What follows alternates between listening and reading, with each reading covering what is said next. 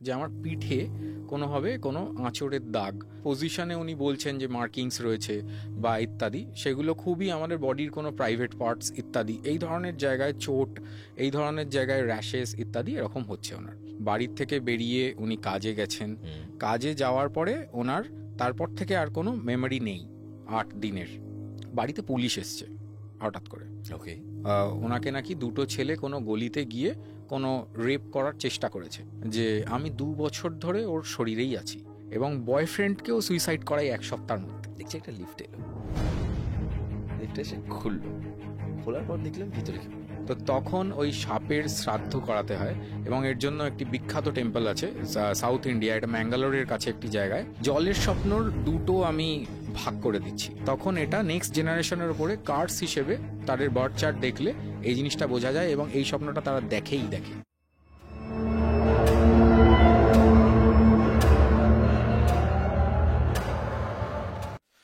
নমস্কার, সকলকে স্বাগত জানাচ্ছি প্রেত কথা লাইভ পডকাস্টের সম্পূর্ণ নতুন আরেকটি এপিসোডে। এবং আজকের এপিসোডে ওয়ান্স অ্যাগেইন আমি সুজন্যকে ওয়েলকাম করছি। আমি তো খুব খুশি, এবং আরও বেশি খুশি হয়েছি তার কারণ লাস্ট পডকাস্টের মানে এত ভিউ হবে আমি এক্সপেক্ট করিনি, এবং মানুষের এত ভালোবাসা, এত কলস, আমি অনেক সময় ব্যস্ততার কারণে কল ধরতে পারছি না, এবং টেক্সট মেসেজেস এসছে বিদেশ থেকে প্রচুর মানুষ দেখেছেন, Canada, US, Australia, Germany, plus তার উপরে তোমার সিঙ্গাপুর, মালয়েশিয়া, দুবাই, মানে কোনো দেশ বোধহয় বাকি নেই এত।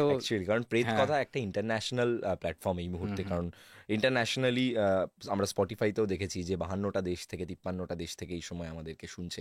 আমরা স্পটিফাইতেও র্যাঙ্ক করছি ইন্ডিয়ার মধ্যে সবসময় টপ 10-এর মধ্যে, ইনফ্যাক্ট আমরা মানে টপ 1-এও গেছি সকল হিন্দি ইংলিশ পডকাস্টের মধ্যে। সো এটা আমাদের কাছে অনেক বড় পাওনা।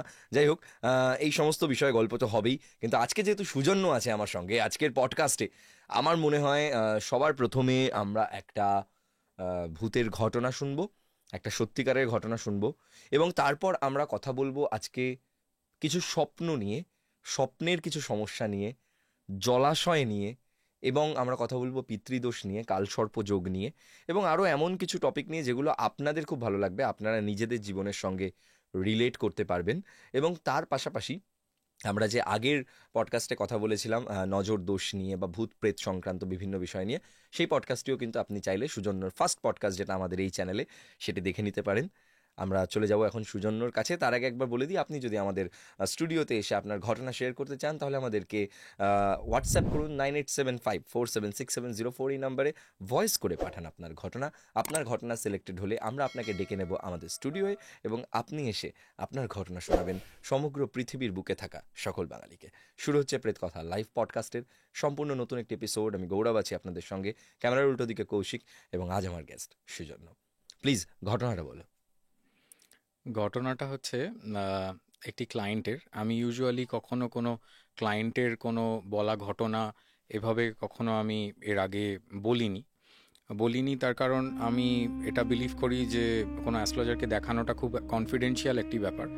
বাট আমি এই ঘটনাটা শুনে মানে আমি নিজেই একটু ডিস্টার্ব ফিল করছিলাম, এবং আমি অনেক জায়গায় মেনে নিতে পারিনি প্রথমে। আমি নিশ্চয়ই ঘটনার মানে মধ্যিখানে আমি এক্সপ্লেনও করব কিছু জিনিস।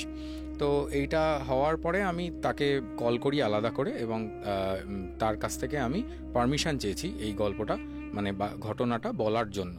তো তিনি রাজি হয়েছেন, তাই আজকে আমি এটা বলছি। আদারওয়াইজ আমি খুব একটা এই ধরনের মানে আমার ক্লায়েন্টের কিছু ডিসক্লোজ করি না ইউজুয়ালি। তো ঘটনাটা বলেছেন একজন প্রেত কথা লিসেনার, এবং উনি আমাকে দেখিয়েছেন, কনসাল্ট করেছেন। তো এটা কিন্তু একটা নতুন কনসেপ্ট যে প্রেত কথার কোনো লিসেনাররা এভাবে সুজন্যকে ঘটনা বলবে, এবং সুজন্য সেই ঘটনাটা আমাদেরকে বলবে। হ্যাঁ, একদমই তাই। তো আমি কখনো ভাবিনি, আমি ভাবছিলাম যে মানে এই ধরনের যদি কোনো ঘটনা আসে আমি কখনো বলবো, এটা ভেবেছিলাম, বাট সেটা যে এত তাড়াতাড়ি হবে আমি ভাবি। তো ঠিক আছে, তো এবারে মানে ঘটনাটা এইরকমভাবে শুরু হয় যে উনি আমাকে প্রেত কথা দেখে কল করেন, এবং আমি ওনার কনসালটেন্সি স্টার্ট করতে উনি ঘটনাটা বলা শুরু করেন যে আমি এরকম পজেস ছিলাম, এবং আস্তে আস্তে পুরো উনি আমাকে 1 ঘন্টা ধরে ঘটনাটা বলেছেন। ওকে, ঠিক আছে, তো আমি বড় ঘটনা। হ্যাঁ, অনেক বড় ঘটনা। তো আমি চেষ্টা করব তার মধ্যে কিছু এক্সপ্লেনেশনসও দিতে। আমি লং স্টোরি শর্ট একদম। চেষ্টা করব। তো প্রথমত হচ্ছে এটি একটি মেয়ের ঘটনা। মেয়েটির বয়স হবে 20s-এর মাঝে। তো তিনি আগে তার পাস্ট রেকর্ড অনুযায়ী কিছু না কিছু তার এই ধরনের অদ্ভুত ঘটনার এক্সপিরিয়েন্স ছিল। হয়তো তিনি কিছু ভূত বা প্রেত কোনোভাবে ফিল করতেন, বা কোনোভাবে মানে উনি বুঝতে পারতেন ইত্যাদি, এবং সেটার জন্য তিনি কোনো ওনার চেনা জানা কোনো অ্যাস্ট্রোলজারকে দেখিয়েছিলেন। ওকে, তো ওনার চেনা জানা কোনো জেঠু আছেন যাকে উনি দেখাতেন, এবং তিনি ওনাকে প্রপার প্রোটেকশনস দিয়েছিলেন, কিছু কিছু কবচ বা ইত্যাদি দিয়েছিলেন। তো সেগুলো তিনি পড়ে থাকতেন। তো হঠাৎ কি হয়, ঘটনাটা শুরু হয় ভাইফোঁটার টাইম থেকে, মানে নভেম্বর, মোটামুটি নভেম্বর থেকে, লাস্ট ইয়ার নভেম্বর। ভাইফোঁটার দিন হয়তো উনি কোনোভাবে বন্ধু বান্ধব বা ইত্যাদি ভাই বোনেদের মধ্যে ছিলেন। তো হঠাৎ কথা বলতে বলতে কি হয়, উনি খুব রেগে যান, মানে কেউ ইয়ার্কি মারতে মারতে হঠাৎ উনি খুব রেগে যান কোনো একটা কথায় বা কোনো একটা ইনসিডেন্টে। রেগে গিয়ে তিনি খুব ওভার রিয়্যাক্ট করেন। তো ওভার রিয়্যাক্ট করার কারণবশত তিনি ওটা মানে একটুখানি ভুলে যেতে চাইছিলেন হয়তো সেই সময়। তো সেই কারণবশত তিনি পরের দিনকে একটুখানি গঙ্গার ঘাটে গিয়ে বসেন, ঠিক আছে, কোনোভাবে। তো এবারে তারপরে ওনার মনে হয়েছিল যে আমি এই যে এত জিনিস পড়ে রয়েছি, এইগুলো পড়ার পরেও যদি আমার এই ধরনের ইনসিডেন্ট হচ্ছে, বা তিনি আগের থেকেই কিছু মানে অ্যাজাম্পশন নিয়ে ফেলেছিলেন যে আমার মধ্যে এই ধরনের কিছু প্রবলেম হচ্ছে বা ইত্যাদি। তো তিনি বলছেন যে আমার মধ্যে যদি এইগুলো এই সমস্ত পড়েও যদি হয়, তাহলে আমি এগুলোকে রাখবো না আমার কাছে, বলে তিনি সেগুলোকে ফেলে দেন। তো ফেলে দেওয়ার পরে যতটুকু হয়তো প্রোটেকশন মানে জিনিসগুলো দিচ্ছিল, প্রোভাইড করছিল, সেটাও কোনোভাবে সরে যায়। তারপরে শুরু হয় মেন ঘটনাটা। এবারে আমি যখন শুনছি ঘটনাটা, আমি ওনার চার্ট রিড করছি অ্যাট দ্য সেম টাইম। তো আমি চার্ট রিড করতে করতে দেখছি কি ওনার কোনো সরকারি চাকরি প্রাপ্তির যোগ আছে। তো আমি ওনাকে বলছি, আপনার সাথে সরকারি চাকরির কি লিঙ্ক আছে, বা আপনি কি সরকারি চাকরি করেন? তখন উনি বলছেন যে না, আমি সরকারি হসপিটালগুলোতে গিয়ে কাজ করি, কিন্তু ওনার কাজ বোধহয় কোনোভাবে কোনো ডায়াগনোসিস মানে সেন্টার যেগুলো হয় তার সাথে রিলেটেড, মানে উনি এরকম কোনো কোম্পানিতে কাজ করেন যার কাজগুলো এই ধরনের হসপিটালে হয়। তো উনি কলকাতার নানান হসপিটালে আগে কাজ করেছেন, এখনও একটিতে কাজ করেন। তো উনি শেয়ার করছেন আমাকে যে আমি যেরকম হসপিটালে কাজ করি এবং ইত্যাদি। তারপরে আমার ঘটনাটা এরকম যে হঠাৎ করে আমি দেখছি কিছুদিন ধরে যে আমার পিঠে কোনোভাবে কোনো আঁচড়ের দাগ, বা কোনোভাবে কোনো মানে খুব পেন হচ্ছে হঠাৎ পিঠের দিকে, ঘাড়ের দিকে, এবং হঠাৎ হঠাৎ ওখানে কোনো র্যাশ বেরিয়ে যাচ্ছে, যেটা নর্মাল নয়। তো আমি ডাক্তার দেখাই, মানে উনি বলছেন যে আমি ডাক্তার দেখাই। ডাক্তার দেখে আমি প্রথমে ভেবেছিলাম যে ওটা পক্স, উনি বলছেন। তো এবার ডাক্তার এর কাছে যাওয়া হয়। তো ডাক্তার বলছেন যে না, এটা তো কোনো পক্স টক্স কিছু না, বাট এটা কেউ করেছে, তোমাকে কেউ আঁচড়ে দিয়েছে বা কিছু করেছে? বলছেন না, এরম তো কোনো কিছু হয় না। এবারে যখনই উনি মানে কোনোভাবে ড্রেস চেঞ্জ করছেন বা রাত্রির বেলা ঘুমোচ্ছেন, এই ধরনের টাইমগুলোতে এই ইনসিডেন্টগুলো বেশি বেশি হওয়া স্টার্ট হয়। তো এবার উনি পার্টিকুলারলি যে যে পজিশনে উনি বলছেন যে মার্কিংস রয়েছে বা ইত্যাদি, সেগুলো খুবই আমাদের বডির কোনো প্রাইভেট পার্টস ইত্যাদি, এই ধরনের জায়গায় চোট, এই ধরনের জায়গায় র্যাশেস ইত্যাদি এরকম হচ্ছে ওনার। তো প্রাইভেট পার্টসে বিশেষ করে প্রবলেম। হ্যাঁ হ্যাঁ, মানে ইনার থাই পার্টস ইত্যাদি, এই ধরনের জায়গায় এই ধরনের কিছু হচ্ছে, প্লাস ঘাড়ে, পিঠে ইত্যাদি। তো এবারে উনি এটা ডাক্তার দেখান, ডাক্তার দেখিয়ে ডাক্তার বলে যে না, এটা আমরা বুঝতে পারছি না ইত্যাদি। তো উনি অন্য কোনো স্পেশালাইজড, যেহেতু উনিও এই ফিল্ডেই, তো উনি কোনো স্পেশালাইজড একটি মানে সংস্থানে উনি যেতে চান, তার জন্য বুকিং করেন এবং সেখানে প্রসিড করবেন বলে উনি ভাবেন। এবার ঘটনাটা এরকম যে 8 দিনের জন্য উনি কোনোভাবে পুরো যে ইনসিডেন্ট ওনার সাথে ঘটেছে সেটা উনি ভুলে গেছেন কোনোভাবে, মানে পুরোপুরি মেমোরি ইরেজ হয়ে গেছে। তো এই যে দিন থেকে উনি ওনার কবচগুলো ফেলে দিয়েছিলেন, তারপর থেকে 8 দিন, তার প্রায় 4 মাস পরের ঘটনা এটা। আচ্ছা, ওটা নভেম্বরে হয়েছে, উনি জিনিসগুলো ফেলে দিয়েছেন। তার মোটামুটি এটা হচ্ছে ফেব্রুয়ারির ইনসিডেন্ট, আর উনি এটা করেছেন নভেম্বরে। উনি 8 দিনের ঘটনা ওনার আর মাথায় নেই না, উনি 8 দিনের ঘটনা 22শে ফেব্রুয়ারি থেকে মোটামুটি ফেব্রুয়ারি এন্ড অবধি ওনার কিছু মনে নেই 8 দিনের ঘটনা। তো উনি যে ঘটনাটা এবারে আমাকে বলেছেন সেটা বেসিক্যালি ওনার শোনা ঘটনা, ওনার বাড়ির লোক, ওনার বন্ধু বান্ধব তারা যা ওনাকে বলেছে ঘটনাটা, তিনি সেইভাবে আমাকে এক্সপ্লেন করেছেন। ওকে। তো এবারে আমি মানে আমি তো প্রথমে আমি অতটা বিশ্বাস করছিলাম না জিনিসটা, তার কারণ আমি চার্ট ছাড়া কিচ্ছু বুঝি না। আমি যখন চার্ট খুলি আমার চার্টে ওটা দেখতে হবে যে ওই কানেকশনটা আছে কিনা।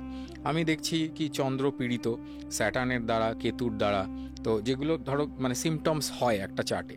তো এবারে আমি বুঝতে পারছি যে উনি মিথ্যে কথা বলছেন না, কিন্তু আমি স্টিল পজিশন হওয়ার মতো কোনো কানেকশন দেখতে পাচ্ছি না। তো আমি শুনছি কানেকশন আগের পডকাস্টেই আমরা আলোচনা করেছিলাম। একদমই তাই। এবং তো আমি ওই জিনিসটা খুঁজে বেড়াচ্ছি। এবার উনি যখন বলছেন তখন আমি দেখছি কি রং মেডিকেশনেরও কিছু যোগ রয়েছে ওনার, হতে পারে। তো আমি ওনাকে বললাম যে আপনার সাথে কি এরকম হয়েছে যে কখনো আপনি ভুল ওষুধ খেয়ে ফেলেছেন বা ইত্যাদি? তো উনি বলছেন যে হ্যাঁ, এটা হয়েছে, একবার হয়েছে আমার এরকম লাইফে যে আমি এরকম ভুল ওষুধ খেয়ে ফেলেছি, অনেক দিন কন্টিনিউ হয়েছে। আমি বললাম আচ্ছা ঠিক আছে। আমি মনে মনে ভাবছি একটা লিংক অ্যাট লিস্ট পাওয়া গেল, একটা লিংক পেলাম। হ্যাঁ, হতে পারে কোনো রং মেডিকেশনের কারণে একদম আমার কোনো মানসিক সমস্যা হচ্ছে। একদমই তাই। আমি প্রথমে এটাই অ্যাজিউম করেছি এবং আমি পুরো ঘটনাটাও শুনছি, প্লাস আমি ওনার চার্ট দেখে এই ধরনের কথাবার্তাও বলছি। আমি বলছি দেখুন, আমি তো কোনো আপনার পজিশনের কানেকশন পাচ্ছি না চার্টে, কিন্তু মানে এটা কি? তখন উনি বলছেন যে আচ্ছা হ্যাঁ, this is why I love you the most, যে তুমি ব্যাপারটাকে সায়েন্টিফিক্যালি দেখো যে হ্যাঁ হতে পারে যে তোমার সাথে কোনো ভৌতিক কাজ হচ্ছে, বাট আমি দেখছি তোমার সাথে পজিশনের কোনো যোগ নেই একদম। তার মানে নিশ্চয়ই এমন কিছু হচ্ছে যেটার সাথে ভূত প্রেত রিলেটেড নয়, এবং তুমি সেটা আপফ্রন্ট বলো যে তোমার আপনার কোনো ভূত প্রেতের ব্যাপার নেই। একদম। আমি এটা চিরকাল আমি এমন অনেক মানুষকে জানি যারা কিছু হলে হ্যাঁ ভূতেই ধরেছে এই কবচটা নিতে হবে। তো এবার উনি মানে যখন বলছেন তখন আমি এই কথাটা বলেছি ওনাকে যে আপনার তো এরকম পজিশনের কোনো কানেকশন দেখছি না, বাট নিউরো ডিসঅর্ডারেরও কিন্তু কোনো কানেকশন আছে, সাইকোলজিক্যাল প্রবলেম যার কারণবশত হতে পারে। তো উনি বলছেন যে হ্যাঁ, আমি এই ঘটনাগুলো অনেক সময় যাদেরকে বলি তারা প্রথমে এটাও ভাবে যে আমি কোনো সাইকোলজিক্যাল পেশেন্ট কিনা বা ইত্যাদি। তো আমি বললাম যে আচ্ছা ঠিক আছে বলুন। এবার আমি ইউজুয়ালি কথা বলতে মানে কথা শুনতে শুনতে চোখ টোক বন্ধ করে শুনি অনেক সময়, যাতে হাই লেভেল অফ কনসেন্ট্রেশনটা আমার থাকে। তো আমি শুনছি উনি বলছেন। তো ইনসিডেন্টটা হয় এরকম যে উনি যে চাকরি করতে যান সেই সময় উনি বাড়ির থেকে বেরিয়েছেন, বাড়ির থেকে বেরিয়ে উনি কাজে গেছেন, কাজে যাওয়ার পরে ওনার তারপর থেকে আর কোনো মেমোরি নেই 8 দিনের, ঠিক আছে। এবারে ওনার যে কাজের জায়গা সেখানেও আমি আশঙ্কা করছি যে হসপিটাল যেহেতু, তো সেখানে প্রচুর লোক এক্সপায়ার করে। তো সেখানে আমরা মানে এটা বলে থাকি যে ওখানে কোনো কবচ বা ইত্যাদি ধারণ করে না যেতে, অনেক অ্যাস্ট্রোলজাররাই বলে এটা। তো ওই জিনিসগুলো না পড়ে যাওয়াটাই ঠিক ওখানে। তো সেক্ষেত্রে উনি গেছেন ওখানে, ওনার কাজ এটা, তো ওখান থেকেও কিছু হয়ে থাকতে পারে, এটাও আমি আশঙ্কা করছি। এবারে উনি সেদিনকে কোনোভাবে বা যা উনি অ্যাক্টিভিটি করেছেন করার পরে বাড়ি ফিরেছেন। বাড়ি ফিরে উনি ঘুমোতে চলে গেছেন এবং ঘুমোতে উনি পারছেন না। এবং বাড়িতে যখন সন্ধে দেওয়া হচ্ছে, ওনার মা সন্ধে দিচ্ছে, তখন উনি কোনোভাবে লাইট জ্বালাতে দিচ্ছেন না। উনি বলছেন যে এই লাইটটা বন্ধ করো, আমার ভালো লাগছে না। মানে টেম্পারমেন্ট হঠাৎ বেড়ে যাচ্ছে ওনার, মাঝের মধ্যে পেটে ক্র্যাম্পস হচ্ছে, পেটের ব্যথা হচ্ছে ইত্যাদি, যেগুলো প্রত্যেকটা মানে সিমটমস আমরা দেখে থাকি এই ধরনের কেসে। তো সবই হচ্ছে।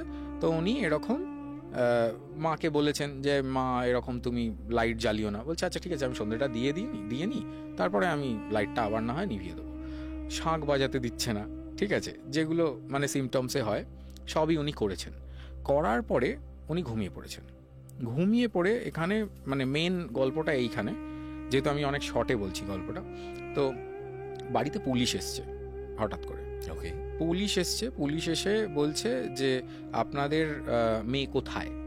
তার কারণ আমাদের কাছে একটি কমপ্লেন এসেছে যে ওনার সাথে কিছু খারাপ কোনো ঘটনা ঘটেছে এবং ওনাকে নাকি 2টো ছেলে কোনো গলিতে গিয়ে কোনো রেপ করার চেষ্টা করেছে, এবং সেটার মেসেজ এসছে আমাদের কাছে, এবং এটা বর্ধমান থেকে মানে এই ধরনের রিপোর্টটা আমরা পেয়েছি।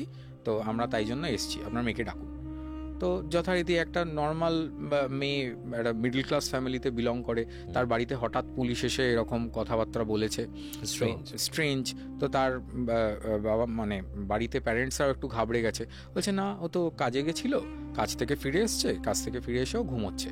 বলছে না না ঠিক আছে আপনারা ডাকুন, এবং ওখানে মহিলা যে কপস তারাও ছিলেন, তো ডাকা হয়। ডেকে ওনাকে জিজ্ঞাসাবাদ করেছে যে কি ব্যাপার, মানে তুমি যে এরকম আমাদেরকে মানে রিপোর্ট এসছে এইরকম, কি হয়েছে তোমার সাথে, তুমি কি ভয় পাচ্ছ কোনো কিছুতে বা কিছু? বলছেন না আমি তো এরকম কিছু রিপোর্ট করিনি, আর আমি তো অফিস গেছি তারপর বাড়ি এসেছি, আমার সাথে এরকম কিছু হয়নি।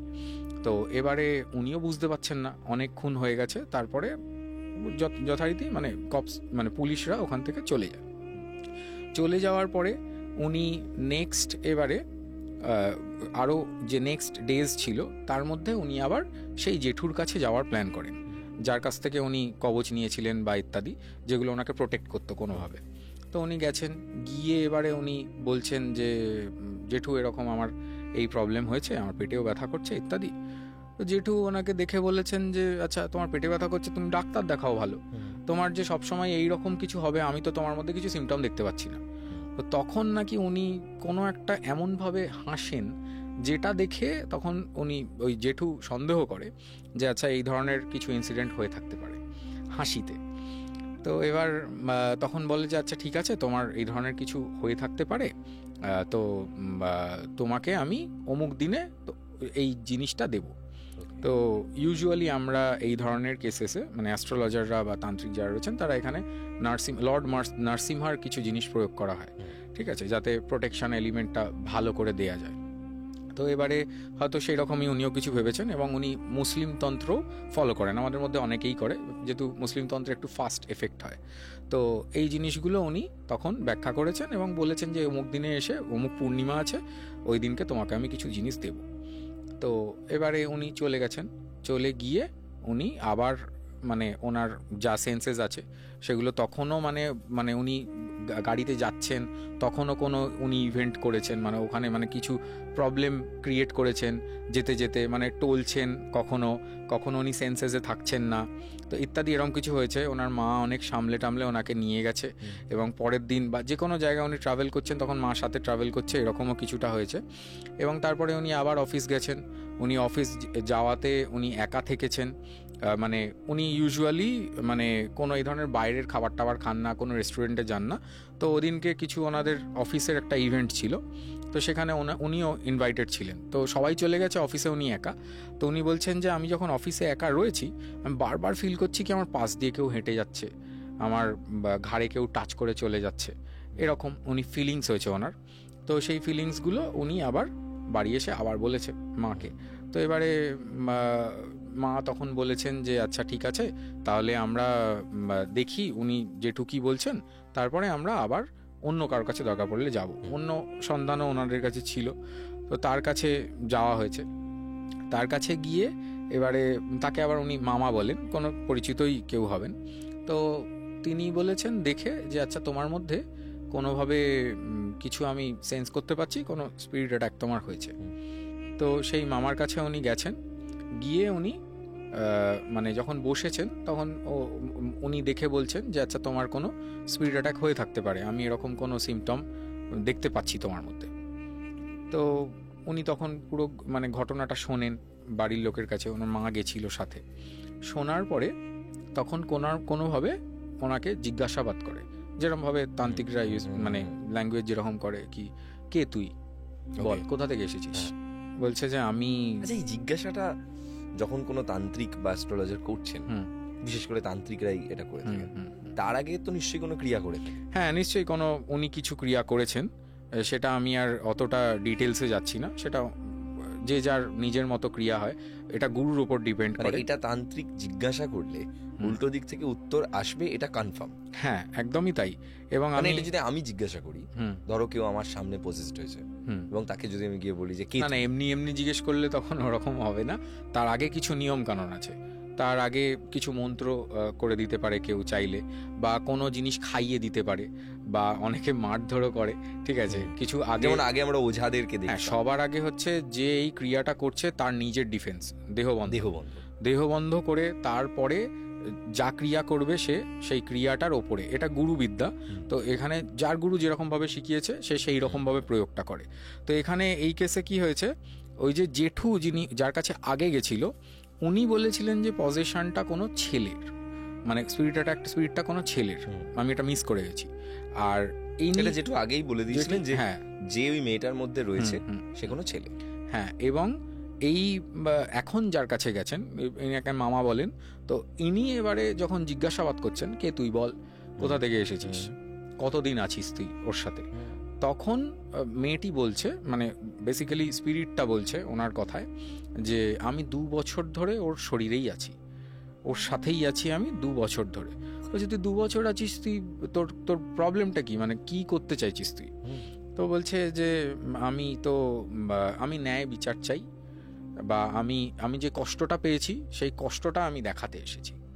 তো সেখানে তখন বলে যাচ্ছে তুই কি কষ্ট পেয়েছিস, তোর কি গল্প আছে তোর?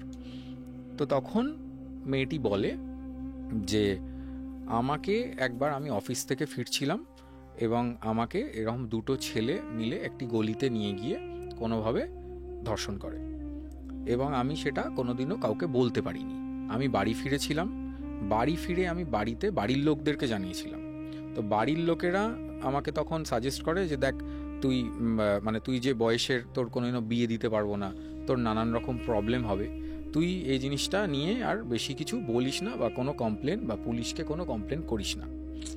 তো এই ক্ষেত্রে এই ঘটনাটা উনি মানে মানে এইভাবে মানে মেন্টালি একটা ডিস্টারবেন্স ওনার মধ্যে কোনোভাবে কাজ করছিল এবং উনি সুইসাইড করেন তারপরে। এবং ওনার সাথে এরকমও ঘটে যে সুইসাইডের আগে ওনার যিনি বয়ফ্রেন্ড ছিলেন সেই সময় তাকেও উনি এই ঘটনাটা বলেন। তো বয়ফ্রেন্ড ব্রেকআপ করে দিয়েছিল, হ্যাঁ একদম, বয়ফ্রেন্ড ব্রেকআপ করে দেওয়াতে উনি আরও ইমোশনালি হার্ট হয়েছিলেন সেই মুহূর্তে, এবং তারপরে উনি সুইসাইড করেন। তো সুইসাইডের পরে বেসিক্যালি ওনার মানে উনি যেটা বলছেন, মানে স্পিরিট যেটা বলছে যে আমি প্রথমে গিয়ে আমার বয়ফ্রেন্ডের কাছেই যাই এবং বয়ফ্রেন্ডকেও সুইসাইড করাই 1 সপ্তাহের মধ্যে, হ্যাঁ ইনফ্লুয়েন্সে, এবং বয়ফ্রেন্ডও সুইসাইড করে। এবং স্টোরি লাইন বা যেটা ঘটনাটা এরকম কি 2টো এন্টিটি মিলে পজেস্ট করতো এই মেয়েটাকে, এবং তারা ইন্টারকোর্স করতো ওই বডিতে থেকে, যার কারণবশত ওনার যে মানে ইনার বডি পার্টস বা যেগুলো আমি প্রথমে বললাম যে চেঞ্জ করার সময়, রাত্রে ঘুমোবার সময়, মানে ওই যে আঁচড়ের দাগগুলো বা যে র্যাশেসগুলো, সেগুলো বেসিক্যালি ওই কারণবশত হতো। মানে ওর বডিটা ছিল জাস্ট মিডিয়াম, জাস্ট একটা, তার মধ্যে 2টো স্পিরিট রয়েছে। এক্স্যাক্টলি, 2টো স্পিরিট ছিল। তো তখন যিনি তান্ত্রিক আছেন উনি জিজ্ঞেস করেন যে তুই এখন কি চাস? তো বলে তুই এখন কি চাস, তুই কি চাস? তো বলছে যে আমি সেই সময় এরকম পুলিশ ডাকতে চেয়েছিলাম বা এরকম অনেক কিছু করতে চেয়েছিলাম, আমি পারিনি, তো আমি সেইটা এইবারে করেছি। তো এবারে মেয়েটির যে মানে শরীরে এই জিনিসটা হয়েছে বা মেয়েটির মাইন্ডসেট, তখন উনি যখন মানে জ্ঞান ফিরেছে, মোটামুটি অনেক ক্রিয়াকলাপ করেছেন তারা, কিছু তার এফেক্ট হয়েছে। তো এফেক্ট হওয়ার পর যখন 1 উইক লেটার, তখন উনি যখন মানে এই ব্যাপারটা যখন মানে বুঝতে পেরেছেন, সবাই এই গল্পগুলো বলেছে, উনি হোয়াটসঅ্যাপ খুলে দেখছেন, ওনার ফোন বন্ধ ছিল বা কিছু এই ধরনের একটা ব্যাপার আছে, তো উনি খুলে দেখছেন হোয়াটসঅ্যাপে সবাই ওনাকে ব্লক করে দিয়েছে। তো ব্লক করার কারণ হচ্ছে ওই দিনকে, যেদিনকে ওই অফিসে ওই ঘটনাটা ঘটেছে, যেদিনকে পুলিশ এসেছিল যেদিনকে, সেদিনকে উনি সবাইকে আনমোনা একটা সেন্সেশনেই উনি সবাইকে মেসেজ করেছেন যে আমার ভালো লাগছে না, আমি পারছি না, আমায় বাঁচাও, ঠিক আছে, তোরা আমায় এভাবে ব্লক করে দিস না, এরম নানান রকমের উনি মেসেজ পাঠিয়েছেন। তো ওনার পুরো সোশ্যাল যে যত মানে লোকজন ছিল যাদেরকে উনি ভালোবাসতেন, কাছের মানুষ, ম্যাক্সিমাম লোক কোনোভাবে ওনাকে ইগনোর করে ওনাকে ব্লক করে দিয়েছেন। এটা ওনার লাইফে এরকম ঘটনা ঘটেছে, এবং উনি এই দুঃখ শেয়ার করবেন এবং উনি জানতে চেয়েছেন আমার কাছে যে এটা কেন হয়েছে আমার সাথে, যে আমি যেহেতু আগের পডকাস্টে বলেছি যে কি কানেকশন থাকলে এগুলো হয় ইত্যাদি। তো এবারে তখন আমি দেখলাম যে না, আপনার তো আমি এখনও মেলাতে পারছি না যে কেন এটা হয়েছে। তো আমি বললাম যে আচ্ছা ঠিক আছে, তাহলে আপনি একটা কাজ করুন, ডেট অফ ইনসিডেন্ট বলুন, তারপর আমি দেখছি। যে ডেট অফ ইনসিডেন্টের থেকে আমার ওটা 100% বেরোবে, আমি শিওর। তো আমি পুরো খুব অ্যাকিউরেট প্রেডিকশনস করি, ডেট প্রেডিকশন করবে একদম ডে ওয়াইজ, হ্যাঁ ডে ওয়াইজ প্রেডিকশন করব। তো নাডিতে এটা করা যায়। তো আমি যে সফটওয়্যারটি ইউজ করি সেটা মানে একদম বেস্ট লেভেল সফটওয়্যার, অ্যাস্ট্রোলজিক্যাল। তো এটা ইউএস এর একটি সফটওয়্যার, এবং এতে কি করা যায়, ট্রানজিটসকে পুরো চার্টের উপর ফেলে দেওয়া যায় গ্রাফিক্যালি। তো আমি ডেট ব্যাক করে পুরো ট্রানজিট নিয়ে এলাম ওই ডেটের, ঠিক আছে। তো ওই ডেটের ট্রানজিট এনে এবার আমি দেখছি যে ইভেন্টের যে প্রমিস হয় সে সবকটা রয়েছে। মানে আমার এখন গায়ে কাটা দিচ্ছে বলতে গেলে ঘটনাটা। মানে শুনে তো প্রথমে আমি তো নানান রকম, আমিও তো ভাবছি যে কি বলছে, তুমি অনেক কিছু অ্যাজাম্পশন করছো। হ্যাঁ আমি ভাবছি কি বলছি, চার্ট ম্যাচ করছে না, ঠিক এই গল্পটা শুনি, উনি বলছেন ঠিক আছে, আমি কোনো আমি রিঅ্যাকশন হচ্ছি না। এই কেসটাতে তোমাকে অনেক বেশি চুল চেরা বিশ্লেষণ করতে হয়েছে, একদমই তাই, একদম ডে ওয়াইজ প্রেডিক্ট করতে হয়েছে যে আজকের এই পার্টিকুলার দিনে কোন নক্ষত্র কোন জায়গায় ছিল, গোচরের নক্ষত্র কোথায় ছিল, এবং ওর বার্থ চার্টের নক্ষত্র কি আছে। তো আমি দেখছি ওনার পার্মানেন্ট চার্টে যে কানেকশনগুলো আমি দেখেছিলাম, যেরকম চন্দ্র কেতু রয়েছে, স্যাটার্ন রেট্রোগ্রেড হয়ে গিয়ে আগের হাউসে চলে এসেছে, যেমন নাডির কিছু টেকনিক্স আছে, চন্দ্রের সাথে মিলেছে, সেখানে চন্দ্র বারবার মানে খুব বাজেভাবে পীড়িত চার্টে, এবং সেখানে বুধেরও কিছু ম্যাচ রয়েছে, মানে বুধ এসে কম্বিনেশনে চলে এসছে, এবং গোচরে দেখছি পুরো ডের প্রমিসে চন্দ্র ইজ হ্যামার্ড ব্যাডলি, ঠিক আছে। মানে চন্দ্রের ওপর শনির কোনোভাবে কানেক্টেড, চন্দ্রের ওপর রাহু কানেক্টেড, রবি কানেক্টেড, মানে মান্থের প্রমিস চলে এলো, রবি থেকে আমরা মাস দেখি আর চন্দ্র থেকে দিন দেখি। তো ওই দিনে 2.5 দিনের টাইম ইন্টারভালে আমি চেক করেছি উনি যে ডেট বলেছেন, আমি তখন ওটা দেখে ওনাকে বললাম যে হ্যাঁ আপনার সাথে কোনো পজিশন 100% হয়েছিল, এবার আমি আপনাকে বলছি। 1 ঘন্টা পরে ওনার পুরো ঘটনাটা শোনার পরে তারপরে আমি ওনাকে বলি। তার কারণ দেখো এরকম হয় কি, মানুষ যখন এসে কোনো ঘটনা বলে, এবার তার যদি সত্যি ঘটনা হয়, এবার আমি যদি বারবার তাকে বলি যে না এটা তো আপনি বানিয়ে বলছেন বা সে হার্ট হতে পারে। তো আমি ওই জন্য আমি যতক্ষণ আমি পেরেছি ওটা বোঝার চেষ্টা করেছি, আরো ডিটেলস আমি যেতে বাধ্য হয়েছি। এটা তোমার একটা খুব মানে তোমার কাছে খুব হাইলাইটেড কেস। হ্যাঁ একদমই তাই, ওই জন্যই আমি পডকাস্টে বলছি এটা। আমি ওনার থেকে তখন পারমিশন চেয়েছিলাম যে আপনার ঘটনাটা আমি বলবই, তার কারণ আমার লাইফে এরকম ঘটনা আমি শুনিনি কখনো, এই ধরনের ঘটনা শুনে বড় কেস। হ্যাঁ, এবং আরেকটা জিনিস আমি মিস আউট করে গেছি, সেটা হচ্ছে যে ফিমেল যে স্পিরিটটি ছিল সেটা হচ্ছে হসপিটাল থেকে কোনোভাবে কানেক্টেড, কোনো লিফটের পাশে সে বসেছিল, সেখান থেকে সে মানে ওর শরীরে প্রবেশ করেছে। তো এটাও একটা ব্যাপার কি, হসপিটালস আর মানে দে ক্যান বি ডেঞ্জারাস, মানে এই ধরনের ব্যাপার যদিও সবার হয় না, লিফট বিশেষ করে। হ্যাঁ, এবং বলেছে যে আমার মনে হয়েছে যে এর সাথে অ্যাটাচমেন্ট হতে পারে আমার, এবং মেয়েটিরও যে লাইফ রয়েছে সেটা ওই মেয়েটির সাথে কোনোভাবে মিলতো, যে মানে বাড়ির একমাত্র মেয়ে, মিডল ক্লাস ফ্যামিলি ইত্যাদি। তো এই ধরনের কোনোভাবে ঘটনাটা ঘটেছে, বিভিন্ন কাজ করেছে, এবং যে ফ্যাক্টরসের জন্য সেই যে স্পিরিটটা ছিল সেই স্পিরিটটা সেই মেয়েটির শরীরে এসছে এবং সেই মেয়েটিকে বিভিন্ন রকম ভাবে পীড়িত করেছে। তো এরকম ঘটনা আমিও খুব কম শুনেছি। আমি এতদিন ধরে প্রেত কথা করি, এরকম ঘটনা আমি খুব কম শুনেছি, বা শুনে থাকলেও হয়তো অনেক বছর আগে শুনেছি, আমার সেরকম মনে নেই। কিন্তু ডেফিনেটলি এটা একটা ইউনিক ঘটনা, এবং এই ধরনের ইউনিক ঘটনা যখন আমরা শুনতে পাই তখন সবার প্রথমে তো মনে হয় যে বিশ্বাস করতেই কষ্ট হয়, কিন্তু যার সাথে হয় সেই মানুষটা জানে যে সেই মানুষটা তার সঙ্গে কি চলছে, তার সঙ্গে। বড় অদ্ভুত একটা ঘটনা শুনলাম আজকে তোমার কাছে, এবং তুমি আগের দিনও বেশ কয়েকটা ভালো ভালো ঘটনা বলেছিলে, তবে আজকের ঘটনাটা আমার মনে হয় আগের দিনের ঘটনাগুলোর থেকে অনেক বেশি স্ট্রং। এবং আপনাদের কেমন লাগলো সেটা আপনারা কমেন্ট করে জানান। আপনারা সুজন্যর পডকাস্টের জন্য অপেক্ষা তো করেছিলেনই, আমার কাছে প্রচুর মেইলস আসে, প্রচুর মেসেজেস আসে যে আবার কবে সুজন্যদার পডকাস্ট পাবো, আবার কবে অ্যাস্ট্রোলজার সুজন্যর পডকাস্ট পাবো। আজকে আমরা আপনাদের জন্য সেই পডকাস্টই এনেছি, এবং আপনারা সেই পডকাস্ট শুনছেন। আমরা আরও ডিপ ডিসকাশনে যাব, কিন্তু তার আগে একবার মনে করিয়ে দিই যে অবশ্যই ভিডিওটাকে লাইক করতে ভুলবেন না, শেয়ার করতে ভুলবেন না। আমি একটা এক্সপিরিয়েন্স শেয়ার করি, লিফট বললে বলে আমি 1-2টো এক্সপিরিয়েন্স শেয়ার করবো। লিফট বললে বলে মনে পড়লো আমার মানে কপাল, এটা কোনো ভূতের ঘটনা নয়, কিন্তু আমি জাস্ট এই গল্পটা বলতে চাই যে এটা আমার কপাল আর কি। আমি তখন অ্যাপেলোতে গেছি, আমার ফ্রেন্ড ভর্তি ছিল অ্যাপেলোতে, এবং সেই সময় আমার ফ্রেন্ড ছিল পসিবলি 4 তলাতে, পসিবলি 3 কি 4 তলাতে ছিল। তো 3 থেকে 4 তলায় ছিল। অ্যাপোলোর যে লিফটটা ছিল ওই ওয়ার্ডটা ক্যান্সার ওয়ার্ড ছিল, সেটা ফাঁকা থাকতো, এবং আমরা যেই সময় গেছি লোকজন সেরকম বেশি নেই, আমরাই দেখে ফিরে আসবো, মানে দেখার টাইম হয়ে গেছে। এবার আমি সেই সময় ভাবছি একটু নিচে যাই, একটা সিগারেট খেয়ে আসি। এবার এদিকে বাবা দাঁড়িয়ে রয়েছে, মা ওরা ভিতরে গেছে দেখতে, আমার দেখা হয়ে গেছে। এবার আমি বেরিয়েছি, আমি বেরিয়ে দেখছি একটা লিফট এলো, লিফটটা এসে খুললো, খোলার পর দেখলাম ভিতরে কেউ নেই। তো অ্যাজ ইউজুয়াল আমি প্রেত কথা করি, আমার মাথার মধ্যে আসবে যে ওকে এই লিফটের মধ্যে কেউ থাকতে পারে, সো আমি লিফটে উঠিনি। ক্লিয়ার কাট, আমি লিফটে উঠবো না। আমি একা অ্যাপোলো হসপিটালের ক্যান্সার ওয়ার্ডের লিফটে আমি একা নামবো না, কেউ নামাতে পারবে না আমাকে।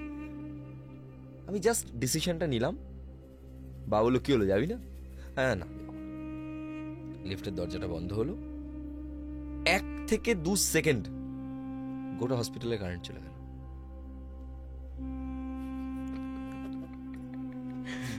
আমি যদি লিফটটাতে উঠতাম, আমাকে ভূতে ধরুক না ধরুক আমি জানি না, অন্ধকার মোটামুটি আমাকে খেয়ে নিত সেদিন। এবং ওই যে ভয়টা আমি পেতাম, আমার মনে হয় জীবনে পাওয়া সব থেকে বড় ভয় হতো, যেটাকে আমি সেন্স করতে পারছি যে ওই ভয়টা কিরকম না ভয়। না, এটা এটা শুধু তোমার সেই মুহূর্তের বিচারধারায় হয়নি, আমি তোমার চার্ট রিড করেছি, তো তোমার চার্টে এই ধরনের ইনস্টিংক্ট তোমার আছে এমনিতেই, যেটা আমি অনেকবার তোমাকে বলেছি যে তুমি এই ধরনের কিছু ডিসিশন নিয়ে নিতে পারো যেটা ঠিক হয়ে যায় পরে। হ্যাঁ হ্যাঁ হ্যাঁ। তো যাই হোক, আমি উঠিনি এবং সঙ্গে সঙ্গে চলে এসেছে, স্বাভাবিক, কত বড় একটা মাল্টি স্পেশালিটি হসপিটাল, সেখানে এমন কিছু হবেই না। কিন্তু যাই হোক, আমার মনে হয়েছিল আমার জীবনে নেওয়া সব থেকে বেস্ট ডিসিশন ছিল এটা। আপনার জীবনে এরকম কোনো ডিসিশন যদি নেওয়া থাকে যেখানে আপনি ডিসিশন নিয়েছেন নিজের অজান্তেই, কিন্তু তারপর এমন কিছু ঘটেছে যেটা ঘটার জন্য আপনার মনে হয়েছে ভাগ্যিস আমি ওই কাজটা করিনি, কমেন্ট করে কিন্তু জানাবেন। আমি চলে যাবো আজকে একটু স্বপ্নের বিষয়ে, একটু স্বপ্ন নিয়ে কথা বলবো। স্বপ্ন নিয়ে কথা বলতে গিয়ে আমি দুটো স্বপ্নের কথা আমি বলবো, যে দুটো স্বপ্ন আমাকে বিভিন্নভাবে মেন্টালি ভয় দেখিয়েছে, 1, এবং 2 নম্বর, যে এমন কিছু স্বপ্ন যেটা আমাদের জীবনে, আমার ক্ষেত্রে বহুবার হয়েছে, রিকারিং ওয়েতে আসে। 1 হচ্ছে জলের স্বপ্ন, 2 হচ্ছে সাপের স্বপ্ন। কোনটা আগে বলবো তুমি বলো? কোন মোটামুটি এক্সপিরিয়েন্সটা আগে শেয়ার করবো বলো? আমার মনে জল নিয়ে হয় বলবো? আগে আগে সাপেরটা, আগে সাপের স্বপ্ন। সাপেরটা নিয়ে কথা বলতে। আমার দুটো সাপ নিয়ে স্বপ্ন আছে। একটা সাপের স্বপ্ন আমি দেখতাম, আপনাদেরও সাপের স্বপ্ন থাকলে ডেফিনেটলি শেয়ার করতে পারেন। একটা সাপের স্বপ্ন আমি দেখেছিলাম, সেই সময় আমি লাইফে একটু স্ট্রাগলিং ফেজের মধ্যে দিয়ে যাচ্ছি, বয়স তখন আর একটু কম, এবং অল্প বয়সে যা হয়, টিনেজ যখন আমাদের থাকে বা সবে টিনেজটা ক্রস করি, সেই সময় দেখবে আমাদের বন্ধুদের মধ্যে একটা মন কষাকষি, মান অভিমান, বিভিন্ন রকমের পালা চলে, এবং সেখান থেকে কিছু বন্ধু হয় যারা বেস্ট ফ্রেন্ড, তারা হয়তো কেটে বেরিয়ে যায়, সে হয়তো এমন কিছু করে যার জন্য আমরা অনেক অভিমানী হয়ে যাই। কেউ আবার বেস্ট ফ্রেন্ড হয়ে থাকে কিন্তু অ্যাকচুয়ালি সে খুব হিংসে করে। ওরকম টাইমে আমি একবার স্বপ্ন দেখেছিলাম, তখন আমার একটা ছেলে ছিল বেস্ট ফ্রেন্ড। পরবর্তীকালে তার সাথে আমার কোনো সম্পর্ক থাকে না এবং এখনও নেই, কারণ সে এমন কিছু কাজ করেছিল যে কাজগুলো আমি মেনে নিতে পারিনি। আমি স্বপ্ন দেখছি আমি আর ও, আমরা দুজন দৌড়চ্ছি, একটা বড় মোটা কালো সাপ আমাদের পিছনে আসছে, সামনে একটা বেড়া, সে বেড়াটাকে আমি টপকে বেরিয়ে যাব করছি, কিন্তু আমি টপকাতে পারছি না, কারণ কিছুতে একটা হোঁচট খেয়ে আমি সেখানে পড়ে যাচ্ছি। আমার বন্ধুটা পাশ থেকে দৌড়চ্ছে, আমি ওকে বলছি যে আমার হেল্প কর, বাট ও আমাকে হেল্প করছে না, ও বেড়াটা টপকে যাচ্ছে। আমি দেখছি সাপটা আমার একদম কাছে চলে এসছে। নাও আই এম শিওর যে এবার আমাকে ও ছোবল মারবে, এটা স্বপ্নে। কিন্তু সাপটা আমাকে ছোবল মারছে না, ও জাস্ট আমার দিকে একবার তাকাচ্ছে সাপটা, এবং তাকিয়ে ও ওই বন্ধুটার পিছন পিছন ছুটে যাচ্ছে। অ্যান্ড আফটার সাম ডেজ আমার সাথে আমার সাথে ওই বন্ধুটার সম্পর্ক খারাপ হয়ে যায়, বিকজ আমি এমন কিছু জানতে পারি যে জিনিসগুলো ও আমার পেছনে পলিটিক্স করছিল। 1 এবং 2 নম্বর, আরেকটা সাপের স্বপ্ন আমি একবার দেখেছিলাম, এবং দেখার পর আমি খুব হুড়মুড়িয়ে ঘুম থেকে উঠেছিলাম। সেটা হচ্ছে, আমি দেখছি আমি মামার বাড়িতে আছি, এবং আমার মামার বাড়িতে দেখছি আমি যে রুমটাতে রয়েছি সেখানে 3টে সাপ ঘুরছে, লাইক আমাদের যেমন কুকুর বিড়াল ঘরে পোষা, এবং আমি খুব ভয় পাচ্ছি। তার মধ্যে একটা সাপ আমার দিকে এগিয়ে আসছে, এবং সে এগিয়ে পুরো আমার ফেসের কাছাকাছি চলে এসছে, আর আমি দেখছি আমি সাপটার মাথায় আদর করছি। যখন আদর করছি ও পুরো চুপচাপ করে বসে পড়ছে আমার সামনে, এবং আমার স্বপ্নটা ওখানে এন্ড হয়ে যাচ্ছে। And it was very horrifying, মানে আমার খুব ভয় লেগেছিল। তো সাপের স্বপ্ন আমি এমন দুটো দেখেছিলাম। নাও তুমি আমাকে বলো, বহু মানুষই এমন আছেন যারা সাপের স্বপ্ন দেখেন। সাপের স্বপ্ন দেখার কিছু এক্সপিরিয়েন্স বা কারণ, অ্যাস্ট্রোলজিক্যাল কারণ তুমি শেয়ার করো। তুমি সাপের স্বপ্ন নিয়ে কথা বলতে বললে বলে আমিও দুটো সবার স্বপ্ন আগে শেয়ার করলাম।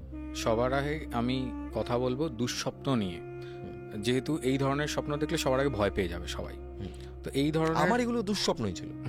এবং এই ধরনের স্বপ্ন দেখলে সবার আগে মানুষ কি করবে, দুঃস্বপ্নের রেমেডি কি, যাতে অনেক সময় দেখবে স্বপ্ন সত্যি হয়ে যায়। ঠিক আছে, তো স্বপ্ন সত্যি হওয়ার টাইম হচ্ছে, হ্যাঁ কোনো ইন্ডিকেশন হতেই পারে। তো এটা তোমার বেসিক্যালি যেটা ভোরের স্বপ্ন হয় সেটা সত্যি হয় আমরা বলে থাকি। তো ভোরবেলা স্বপ্ন যদি কেউ এরকম দেখে এবং সেটা যদি দুঃস্বপ্ন হয়, খারাপ কোনো ঘটনা বা নেগেটিভ কোনো ইম্প্যাক্ট ফেলছে মাইন্ডে স্বপ্নটা দেখার পরে, মানে তাহলে তুমি আমাকে বলো যে স্বপ্নটা নেগেটিভ হওয়া উচিত? মানে আমি যে দুটো স্বপ্ন দেখেছি, দুটো স্বপ্নতেই সাপগুলো আমার কোনো ক্ষতি করছে না, কিন্তু আমি ভয় পাচ্ছি বিকজ সাপের প্রতি মানুষের ভয় আছে। এটা কি আমার দুঃস্বপ্ন ছিল? হ্যাঁ, অবভিয়াসলি দুঃস্বপ্ন ছিল, কিন্তু ওরা আমার ক্ষতি করছে না। না, স্টিল এটা দুঃস্বপ্ন, সাপের স্বপ্নটা নর্মাল নয়। ওকে, তো এবারে এই জিনিসটাতে আমি পরে আসছি। সবার আগে হচ্ছে দুঃস্বপ্নের রেমেডি আমি একটা বলছি। যে কোনো দুঃস্বপ্ন যেটা কোনো ঘটনাকে দেখাচ্ছে, যেটা নেগেটিভ ঘটনা বা ইত্যাদি, তখন ফার্স্টলি যেটা করতে হবে সেটা হচ্ছে জল হাতে নিতে হবে। সেটা কোনো ট্যাপ ওয়াটার হতে পারে, 2 হাতে এরকমভাবে জল নিয়ে নেবে এবং জল নিয়ে সকালবেলা উঠেই সাথে সাথে সেই স্বপ্নটা, জলটা হাতের যে জলটা রয়েছে সেই জলটাকে স্বপ্নটা বলে বেসিন থেকে ড্রেন করে দিতে হবে। Easiest process. ওকে, তাহলে স্বপ্নটা ফলবে না, না ফলার চান্স বেড়ে যাবে।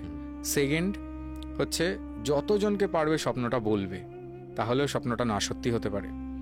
থার্ড হচ্ছে এই যে টেকনিকটা যেটা আমি বেসিনে করতে বললাম কোনো ট্যাপ ওয়াটার দিয়ে, এই সেম জিনিসটা কোনো ফ্লোয়িং রিভার ওয়াটার দিয়ে করা যাবে। একটু দুপা নেবে গিয়ে কোনো ঘাটে, গঙ্গার, আমাদের এখানে গঙ্গা কাছে, গঙ্গার জল হাতে নিয়ে বলবে, মানে কাছাকাছি এনে বলবে স্বপ্নটা, দিয়ে গঙ্গায় আবার বাহিয়ে দেবে।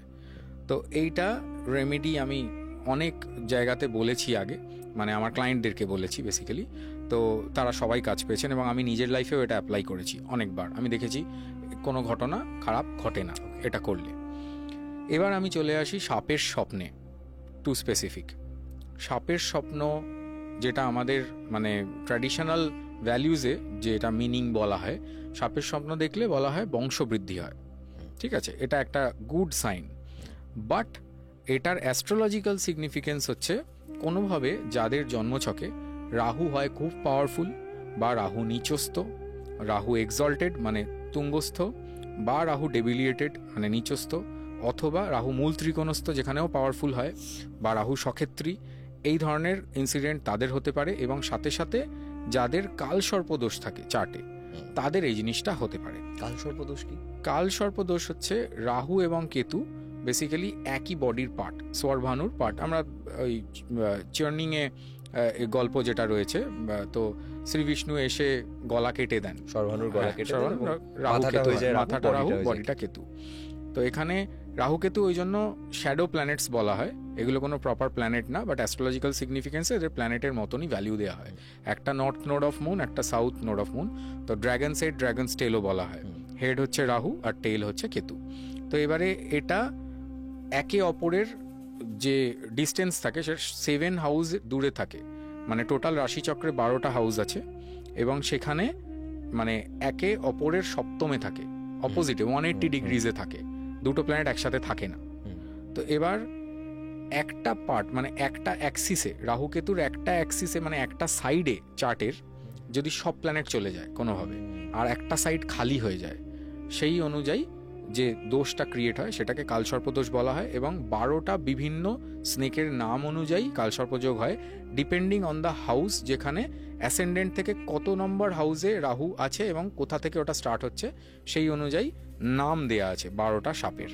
মানে যদি আমার চার্টের 1 নম্বর হাউসে থাকে রাহু, তাহলে 7 নম্বর হাউসে সবসময় কেতু থাকবে একদম। বা যদি 1 নম্বরে কেতু থাকে 7 নম্বর হাউসে সবসময় রাহু থাকবে, বিকজ এটা 180 ডিগ্রি। হ্যাঁ একদম। এবং কালসর্পদোষ হচ্ছে এই রাহু এবং কেতু এই 1 থেকে 7 নম্বর হাউসের মধ্যেখানে, মানে 2, 3, 4, 5, 6 এই ঘরের মধ্যে যদি সব একদম। গ্রহ চলে আসে, একদমই তাই, আর যদি 7 থেকে ওইদিকে 12 ওইদিকে পর্যন্ত কোনো গ্রহ না থাকে, একদমই তাই, দ্যাট ইজ কালসর্প। হ্যাঁ, অ্যান্ড ভাইস ভার্সা। আচ্ছা, এটা খারাপ? কালসর্প দোষ থাকা খারাপ? কাল সর্পদোষ দেখো অনেক বড় বড় সেলিব্রিটিদেরও আছে, ঠিক আছে, সচিন তেন্ডুলকারের আছে, এবং উনি পুজো করতে গেছিলেন সেটাও নিউজ হয়ে যায়, এরকম ব্যাপার কালসর্প রয়েছে। দোষ কাটানোর হ্যাঁ, জন্য পুজো তো কাল সর্পদোষ কাটানোর জন্য বেস্ট হচ্ছে আমাদের মহারাষ্ট্রায় নাসিকে ত্র্যম্বকেশ্বর মন্দির, যেটা সেখানে এটা কাটানো যায়।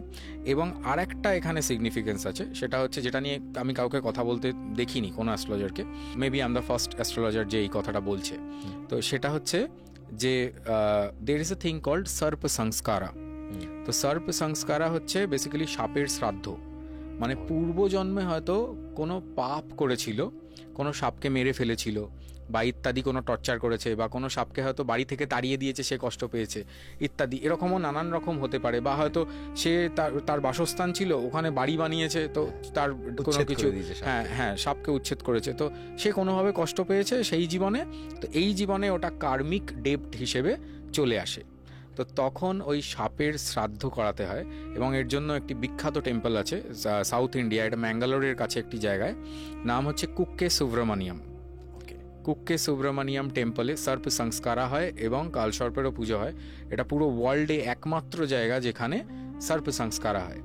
এবং সাথে সাথে এই মন্দিরে বলা হয় বাসুকি কে প্রোটেক্ট করার জন্য লর্ড মুরুগান, মানে কার্তিক বেসিক্যালি এসে হেল্প করেছিল, যখন গারুডা শ্রী বিষ্ণুর বাহন, সে কোনোভাবে আক্রমণ করতে এসেছিল, এই সাপকে মেরে দিত আর কি বাসুকিকে। তো সেই সময় কার্তিক এসে প্রোটেক্ট করে, লর্ড কার্তিক এসে প্রোটেক্ট করে। এবং এখনও বলা হয় যে ইনার স্যাংক্ট্রাম, সেখানে এই নিঃশ্বাস শোনা যায়, এবং ইনার স্যাংক্ট্রামের কাছে যেতে দেয় না, বলে মানুষের ইরিটেশন হয়। মন্দিরটা রিলেটেড অনেক ইউটিউব ভিডিওস আছে, সেগুলো দেখলে, তার হিস্ট্রি জানলে এগুলো নিশ্চয়ই মানুষ বুঝতে পারবে আমি কি বলছি। মানে তো হিস্ট্রি আছে, এটা পাওয়া যায়, হ্যাঁ, বলা হয় এখনো আছে। হ্যাঁ, ইনার স্যাংক্ট্রামটায় এরকম নিঃশ্বাস প্রশ্বাস ফেলে আর কি এখনো। সো এটার একটা ভাইব আছে, মানে জায়গাটার ভাইবটা এতটাই যে ইনার স্যাংক্ট্রামের কাছে কেউ যেতে পারে না বা যেতে দেয় না, এরকম কিছু গল্পও আছে কিছু, সেগুলো অন্য ভিডিওস দেখলে মানুষ বুঝতে পারবে। কার্তিকের পুজো সাউথ ইন্ডিয়াতে প্রচুর হয় না? হ্যাঁ, বিকজ হচ্ছে এটার পেছনে একটা ছোট্ট গল্প আছে, সেটা হচ্ছে আমরা এই গল্পটা শুনেছি ছোটবেলায়। সেটা হচ্ছে যে একবার মানে শিব ঠাকুর এবং মাতা পার্বতী ওনারা বসে রয়েছেন, তো গণেশ ঠাকুর এবং কার্তিক ঠাকুরকে ওনারা একটা কম্পিটিশন দেন যে আমাদের মানে কে তাড়াতাড়ি পুরো ওয়ার্ল্ড ঘুরে আসতে পারে গ্লোবালি। তো সেখানে গণেশ ঠাকুর করেছিলেন কি, মানে শিব ঠাকুর আর মাতা পার্বতীকেই ঘুরে ফেলেছিলেন, তো হি was the winner.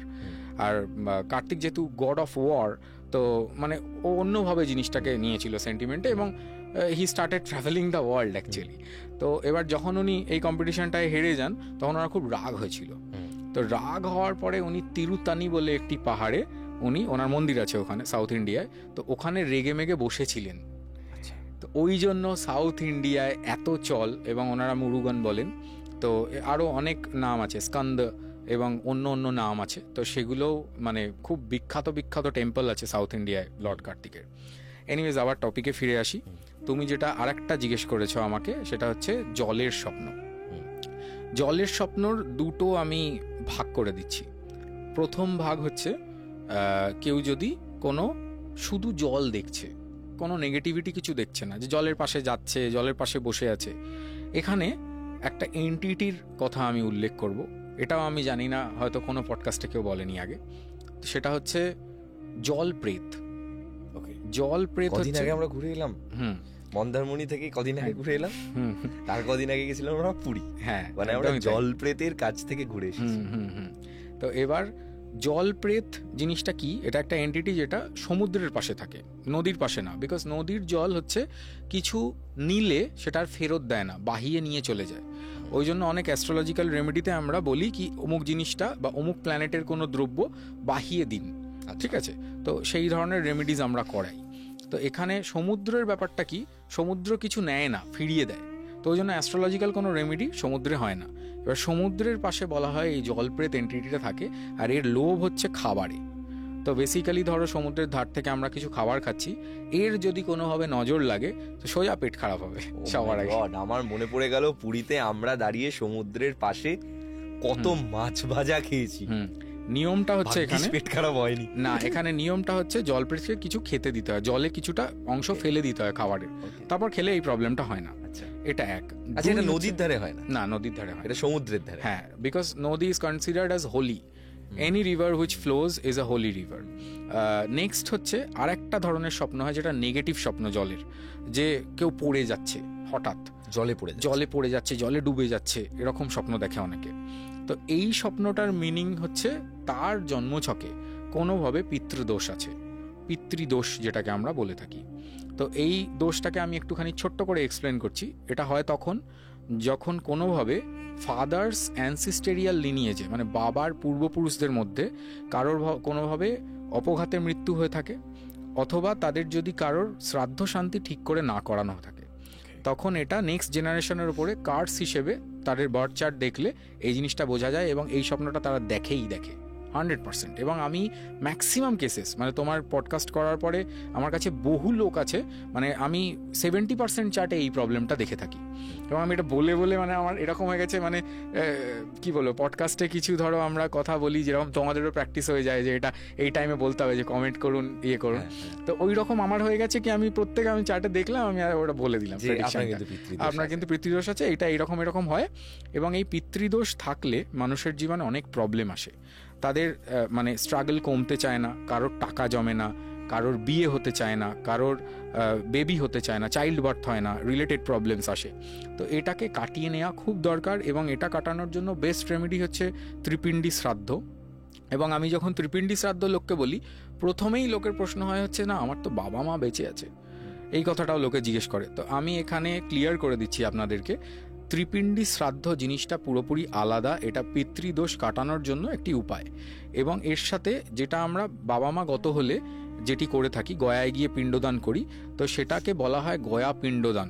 That is not ত্রিপিণ্ডি শ্রাদ্ধ। ত্রিপিণ্ডি শ্রাদ্ধ হচ্ছে ব্রহ্মা বিষ্ণু মহেশ্বরকে উৎসর্গ করে সেই আত্মার শান্তি কামনা করা হয় যে আত্মার এফেক্টের কারণে বশত আমাদের লাইফে প্রবলেম হতে পারে, এবং বেসিক্যালি তাকে লোক দেয়া হয়, যেরকম বৈকুণ্ঠ লোক বা ইত্যাদি। সে কোথায় যাবে সেটা ওই এন্টিটির, মানে ইন্ডিভিজুয়ালের ওপর ডিপেন্ড করে, তার হাত দিয়ে মুক্তি পায়।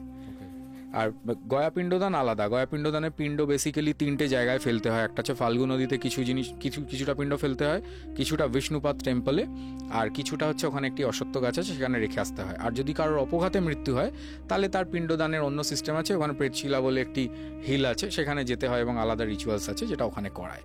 তো বেসিক্যালি এই মানে এই যে পিতৃদোষের যে রেমিডিয়াল মেজার হিসেবে ত্রিপিণ্ডি শ্রাদ্ধ বললাম, এটা 3টে জায়গায় খুব ফেমাসলি করা হয়। একটা তো গয়া, যেটা বিহারে, একটা হচ্ছে গোকর্ণা যেটা সাউথ ইন্ডিয়ায়, আর একটা হচ্ছে ত্র্যম্বকেশ্বর মন্দির যেটা নাসিকের ইয়েতে, মানে মহারাষ্ট্রতে নাসিকে অবস্থিত। তো এই মোটামুটি তুমি যা জিজ্ঞেস করেছিলে। সামনে তো মহালয়া আসছে, আমি জানি যে মহালয়ার আগে 15 দিন নাকি পিতৃপক্ষ। হ্যাঁ, আচ্ছা, এখানে আমি আরেকটা রেমেডি বলে দিচ্ছি। সেটা হচ্ছে পিতৃপক্ষতে মানে মানুষ তর্পণ করে, ঠিক আছে, মহালয়ার দিন তর্পণ করে, এরকম প্রচুর ফ্যামিলি আছে এবং এটা করা ভালো। মানে অ্যানসিস্টারদের থেকে কোনোভাবে আশীর্বাদ পাওয়া যায়। যাদের বাড়িতে সাউথ ওয়েস্ট কর্নার ড্যামেজড আছে তাদের এই প্রবলেমগুলো হয়, বিকজ ওটা অ্যানসিস্টেরিয়ালও কর্নার, আবার ভূত প্রেতের প্রবেশের স্থান। তো তাদের জন্য এই টাইমে তর্পণ করাটা খুব ভালো। এবং তার সাথে সাথে যাদের ধরো, মানে এটা খুব ইজি উপায় বলছি, যাদের এই ধরনের পিতৃদোষ রয়েছে, তারা এখন যেতে পারছে না, গয়া যেতে পারছে না বা কোনোভাবে রিচুয়াল করাতে পারছে না, তাহলে তারা একটি ইজি উপায় করতে পারে। যদিও এটা ওয়ান অফ দ্য মানে রেমেডিস আমি যেটা বলছি, এগুলো ছাড়াও অন্য রেমেডি হয় যেগুলো আমরা প্রফেশনালি রেমেডিতে করাই কেউ এলে আমাদের কাছে। তো সেখানে এটা হচ্ছে খুব ইজিয়েস্ট একটা প্রসিডিওর। না, ত্রিপিণ্ডিটা ছাড়া এটা অন্য একটা রেমেডি বলছি। সেটা হচ্ছে প্রত্যেক আমাবস্যায় গঙ্গা স্নান করতে হবে। গঙ্গায় গিয়ে মানে ডুব দিতে হবে এবং গঙ্গায় স্নান করে অ্যানসিস্টারদের মানে মুক্তি বা তাদের আশীর্বাদ চাইতে হবে। এবং এটা যদি কন্টিনিউ প্রসেসে মোটামুটি কেউ 4টে 5টা বা 6টা করে ফেলে, তাহলে তারও এই প্রভাবটা কমে যায়। এগুলো ছাড়া আরও অন্য অনেক রেমেডিস আছে যেগুলো আমরা প্রফেশনালি দিয়ে থাকি, বাট এটাও ওয়ান অফ দ্য রেমেডিস, এটাও করতে পারে মানুষ। অনেক কিছু শুনলাম, মানে পরপর আর তুমি এত সুন্দর বললে, মানে এত সুন্দর পরপর সমস্ত কিছু ইনফরমেশনগুলো দিলে, আমার মনে হয় আপনাদের কারোরই আর কোনো সমস্যা থাকার কথা নয়। বিশেষ করে যাদের পিতৃদোষ নিয়ে কোনো সমস্যা আছে বা যারা স্বপ্নের বিভিন্ন প্রবলেমে ভুগছেন, তারা হয়তো অনেক রকমের সমাধান পেয়েছেন। আমি লাস্ট একদম স্ট্রবেরি অন দ্য আইসক্রিম এরকম একটা ব্যাপার, লাস্ট একটা জিনিসে একটা প্রশ্নে তোমার কাছে যাব এবং সেটা দিয়ে আমাদের পডকাস্ট শেষ করব, কোথাও যাবেন না। সেটা হলো, বিগত এপিসোডে আমরা বলেছিলাম নজর দোষের কথা এবং তুমি বলেছিলে তুমি কোনো একটি মন্ত্র বা কিছু বলবে। হ্যাঁ, তার কারণ অনেকেই আমাদের সাবস্ক্রাইবারদের একদম আজকে তো আপনারা অনেকেই আমাকে কল করেছেন এবং আপনারা আশঙ্কা করছেন যে আপনাদের জীবনে কোনোভাবে কোনো তন্ত্রক্রিয়া হয়েছে কিনা। সেটা প্রথমে কি করে বুঝবেন সেটা আমরা আগের এপিসোডে কভার করেছি, আগের এপিসোডটা গিয়ে দেখবেন। এবং একদম, তাহলে আমি একটুখানি ভালো করে এটার একটা শিরোনাম দিয়ে দিই। আপনার জীবনে কেউ কোনো তন্ত্রক্রিয়া করেছে কিনা তা বোঝার জন্য যা মন্ত্র ব্যবহার করবেন। হ্যাঁ, না, এটা হচ্ছে যদি আপনি আশঙ্কা করছেন যে কেউ কোনো ক্রিয়া করেছে এবং তাতে আপনার ক্ষতি হচ্ছে, তার জন্য এই মন্ত্র আপনারা ব্যবহার করতে পারেন। দিনে যে কোনো একবার এই মন্ত্র করবেন, 11 বার, 28 বার অথবা 108 বার। এবং যারা ব্রাহ্মণ ফ্যামিলি থেকে বিলং করছেন তারা প্রণবের, মানে আমি যে কথাটা বলবো মন্ত্রের শুরুতে একটি প্রণব থাকে, অনেক ধরনের প্রণব হয়, তো সেখানে আমি ওম যে শব্দটা উচ্চারণ করছি এটা ম উচ্চারণ করবেন যারা ব্রাহ্মণ, আর যারা ব্রাহ্মণ নন তারা গ উচ্চারণ করবেন ওং। ঠিক আছে, তো মন্ত্রটা এরকম: ওং পরবিদ্যা পরিহরায় নমঃ, ওং পরবিদ্যা পরিহরায় নমঃ, ওং পরবিদ্যা পরিহরায় নমঃ। এই মন্ত্রটি করলে যদি কেউ কোনো ক্ষতি করে থাকে, পরবিদ্যা পরিহরায় নমঃ, একদম অন্য কেউ কোনো ক্রিয়া আমার উপর করে থাকলে আমি সেটাকে পরিহার করলাম, একদম ত্যাগ করলাম, একদম। এবং এটা যখন করবেন যে কোনো জায়গায় বসে করবেন, বাট একটু ক্লিন জায়গায় বসে করার চেষ্টা করবেন এবং একটা আসন বেসে পেতে নেবেন। পারলে ঠাকুরকে আগে একটু জল মিষ্টি দিয়ে নেবেন এবং শির দ্বারা সোজা রেখে বসবেন, যেখানেই বসবেন ফেসিং ইস্ট বা ফেসিং নর্থ, মানে উত্তর দিকে মুখ করে, আদারওয়াইজ পূর্ব দিকে মুখ করে এই মন্ত্র আপনারা করুন, নিশ্চয়ই ভালো রেজাল্ট পাবেন। ও কি পডকাস্ট হলো আজকে, অসাধারণ অসাধারণ। মানে আমি প্রথমে পডকাস্টটাকে আজকে সুজন্যকে ফোন করে বললাম, মামা আমি পারবো না আজকে করতে, আমার এত শরীর খারাপ ছিল, গতকাল আমার জ্বর ছিল ভিতরে ভিতরে, দুপুরবেলায় আমরা ক্যান্সেল করে আমার বুকে পুরো কাফ জমে গেছে, এত বৃষ্টিতে ভিজতে হয়েছে আমাকে, ঘাম বসে, কারণ এই রিসেন্ট টাইমসে আমরা অনেক মিছিলের মধ্যে দিয়ে গেছি, কলকাতা শহরের অবস্থা ভালো না, রাজ্যের অবস্থা ভালো না, এবং আমরা একটা খুব বাজে সিচুয়েশনের মধ্যে দিয়ে যাচ্ছি যেখানে আমরা যারা ইনফ্লুয়েন্সার এবং আমাদের যারা সাবস্ক্রাইবার আমাদের প্রত্যেকের দায় বর্তায় যে আমরা সোসাইটির জন্য কিছু করি বা সমাজের জন্য কিছু করি। এবং যে ঘৃণ্য ঘটনা আমাদের শহরে ঘটেছে সেই ঘটনা নিয়ে আমরা সোচ্চার হই, উই ওয়ান্ট জাস্টিস। এবং আমি জানি না যখন এই পডকাস্টটা আমাদের রিলিজ হচ্ছে, আমি আশা করব যেন ততদিনে আমরা আমাদের জাস্টিসটা পেয়ে থাকি, আমরা যেন পেয়ে যাই, কারণ আমরা যখন পডকাস্ট করছি তখনও আমরা কিন্তু কিছু জাস্টিস পাইনি, বরং খালি এদিক ওদিকই চলছে, বিভিন্ন রাজনৈতিক রং লাগানোর চেষ্টা করছে অনেকেই, হোয়াট এভার, সেসব ব্যাপারে এখন আর মুখ খুলছি না।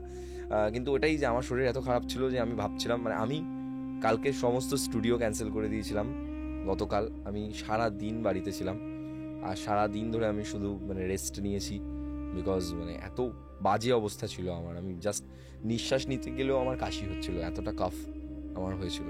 তো থ্যাঙ্কস টু প্রিয়াঙ্কা, মানে ও অনেক টেক কেয়ার করে আমার, এবং তারপর গিয়ে মানে আমি আজকের দিনটায় যে আমি এরকম কাজ করতে পারবো সারাদিন, কারণ আমরা এখন পডকাস্ট করছি, এখন বাজে রাত 2:15, এই সময় আমরা পডকাস্ট করছি, কারণ এর আগে আমি অলরেডি স্টুডিও থেকে এসেছি, আমাদের সানডে সাসপেন্সের রেকর্ডিং ছিল, তারপর আমাদের প্রেত কথার বিভিন্ন কাজ ছিল, তারপর এসে এখন পডকাস্ট হচ্ছে, এবং এই যে গোটা দিনটা যে আমি কাটাতে পারছি থ্যাঙ্কস টু প্রিয়াঙ্কা, মানে ও এতটা টেক কেয়ার না করলে আজকে আমি এই কাজটা করতে পারতাম না। তো আজকের মতো পডকাস্ট এখানে শেষ করছি। থ্যাংক ইউ অল গাইজ, তোমাদের ভালোবাসায় সুজন্য এত সুন্দর একটা পডকাস্ট আমাদেরকে গিফট করলো, এবং পরবর্তীকালে ও আরও আমাদের ভালো ভালো পডকাস্ট গিফট করবে। আজকের মতো এপিসোড এখানে শেষ করছি। আরেকবার মনে করিয়ে দিই, আমাদের পডকাস্টে আসতে হলে আপনার জীবনে যদি কোনো সত্য ঘটনা ঘটে থাকে বা আপনার শোনা কোনো সেরা ঘটনা, আমাদেরকে পাঠান 9875476704। আরেকবার বলছি 9875476704। এই নাম্বারে আপনি ভয়েস করে পাঠান আপনার ঘটনা হোয়াটসঅ্যাপে। আপনার ঘটনা যদি সিলেক্ট করা হয়, আপনার ঘটনা যদি আমাদের পছন্দ হয়, তাহলে আপনার ঘটনা আমরা শোনাবো সমগ্র পৃথিবীর বুকে থাকা সমগ্র বাঙালিকে। শেষ করছি আজকের প্রেত কথা লাইভ পডকাস্ট। এখানে গল্প নয়, ঘটনা শোনানো হয়। আবারও একবার মনে করিয়ে দিই, বিনোমো অ্যাপের লিঙ্ক দেওয়া রয়েছে ডেসক্রিপশন সেকশনে, সেখান থেকে অ্যাপ্লিকেশনটি ডাউনলোড করে আপনার ট্রেনিং জার্নি শুরু করুন আজ থেকেই।